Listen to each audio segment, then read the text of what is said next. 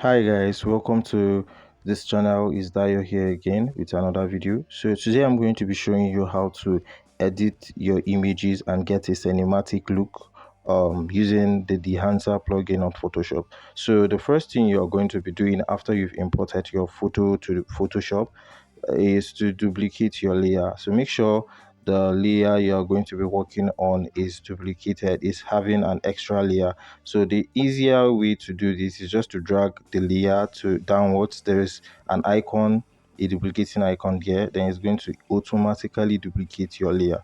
So after you're done with that, make sure you click on the visibility icon, then you go to your filter. After you go to your filter, then you go downwards, you're going to see the Dehancer plugin, but make sure you've done the installation already. So make sure your Dehancer is installed and make sure your Dehancer is activated. So after you are done with that, then it's going to just automatically take you to the Dehancer interface.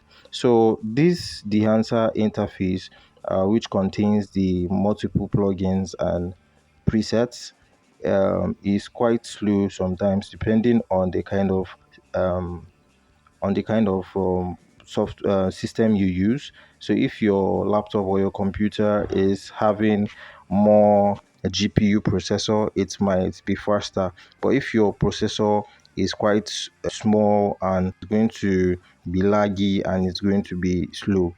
So I had a little bit of difficulty navigating this plugin because my laptop is having a low GPU. So when you take it to your plugin, it's going to show you a lot of presets and it's going to show you a lot of film and cinematic plugins as well. So it really depends on what you want, but I think I'm going to be selecting this plugin, the AGFA Chrome RGX. So I think I like this, so I'm going to be using this. So just be patient with this plugin. It's a bit laggy. I've tried using it on two PCs. It's still lagging. I don't know why. I've reached out to the customer care. The are very responsive and you can reach out to them if you have any issue with the plugin. So but I would say their cinematic presets and film effects too are very nice. I really like them. I really like how they turn images cinematically without any stress. You don't need to adjust anything whatsoever. You just look for any effects that really stands out and you really like among them, then you select it.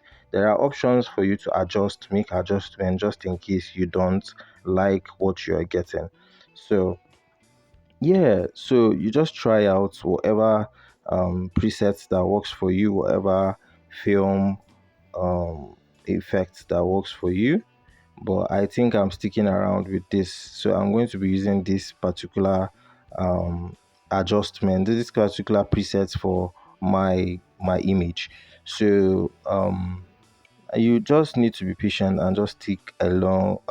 Just yeah, I think it has successfully been applied. So you just need to stick around a little bit and allow the GPU to do its work, the Hunter plugin to do its work. So just make sure you are patient with this plugin because it's a bit laggy sometimes. So just be patient while applying it. Then after you're done with that, if you feel like you need to adjust anything on this interface, just feel free to adjust them. You can zoom, you can navigate through whatever um places you want in this place. So but me, I feel like I'm done. I've gotten what I want, so I'll just be pressing OK. I'm good to go. I think the image is looking really cinematic and nice. That's what I want to achieve. So yes, so just click OK. It's going to take you back to this place. So after it's taken you back to Photoshop, you can decide to add more effects. You can Shout out to our sponsor, Dehancer. Dehancer is a software application designed to enhance and alter visual characteristics of digital images and videos. It is also primarily used as a plugin for popular photos and videos editing software such as Adobe Photoshop, Lightroom, and DaVinci Resolve. So, Dehancer offers a wide range of tools and effects to modify the appearance of images and videos. They are mainly known by replicating their unique color profile, grain structure, and tonal characteristics. By applying these film-like effects, users can give to their digital media vintage or artistic look, adding a sense of nostalgia or mood to their visual content. In addition to film emulation, the Dehancer improves various other editing capabilities, including color grading, noise reduction, sharpening, and tonal adjustment. This allow users to refine or fine-tune their images, videos, enhancing their overall quality and achieving desired visual style. So overall, the answer is a powerful tool for creative professionals and enthusiasts who want to transform their digital media by emulating look and feel of classic analog films and applying other artistic effects. Click on the link below to get 10% off the answer with code DIO10, valid for all the answer products except for iOS app. Purchase your plugin now. Decide not, and you can decide to do your retouching. Some people do retouching before applying effects, but me, I've already done retouching. I've already done that already. So all I need to do is probably adjust the red if I feel like it's too reddish, or adjust the green if I feel like it's too greenish. So it's just up to you and to what you want to actually achieve. So me, I'm quite satisfied with this image, but I feel like the red is too much. So I'm going to be clicking on the adjustment, the hue adjustment panel option here, hue and saturation. Then I click on the icon and then adjust the red. So that's the only thing I'm going to be doing on this image. So far so good. I've gotten what I want.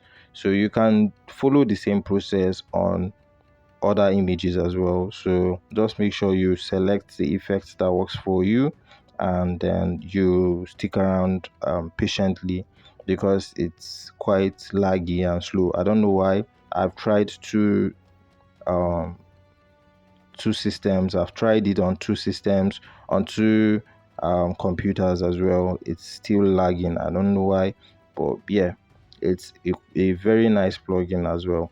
So but again, I would really like it to have a standalone software. So I don't know if it's possible. Maybe the answer team might decide to create a standalone software for the editing, so that at least you can do blemish removal on it, and you can do a lot on it when it's having its own software for PC. Yeah, I am quite satisfied with how this image has turned out, and yes, I feel like I don't need to do much again on this image. So I'm going to be exporting this image, then uploading it on my social media or whatsoever. So let me show you how to use the iOS app. So just simply import the photo, then you are going to be seeing a wide range of filter, a wide range of presets for you. You can use any of them, anyone that resonates with you, anyone that um, gives you what you actually want. You can just click on it, and that's it. So they are already made presets and filters that are very nice, and they are mostly cinematic. You can use them for your editing. So you can just scroll through and explore. This is just how the interface is. So you can just go through all the edits. You can see there are a lot of presets that you can use. Then you can also adjust.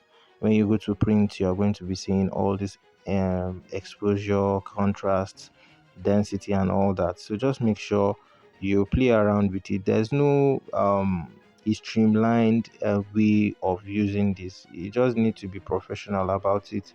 Just adjust it the way you want. Everything is subjective, so you can adjust it the way you want. So I think I'm good with this edit. I'm good with this edit, but I'm just going to be scrolling a bit to see what other options I have. So I'm just adjusting the density a little bit, and color density and all that, and also the film grain. You can also select different profiles of greens, and also you can change color profiles as well if you want. You can also increase the amount of the film grain. So just do whatsoever you prefer on the image.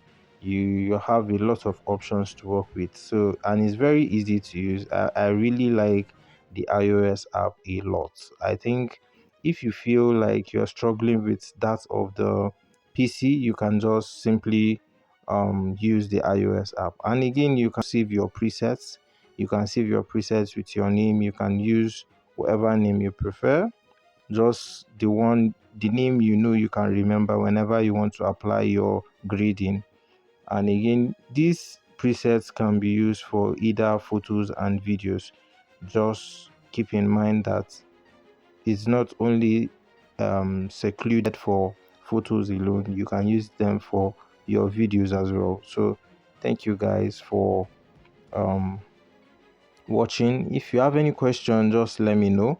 I think we are done with the iOS. Let's just see how we can use the same method on the PC as well. Let's just use the same method to edit this picture on the PC. And yeah.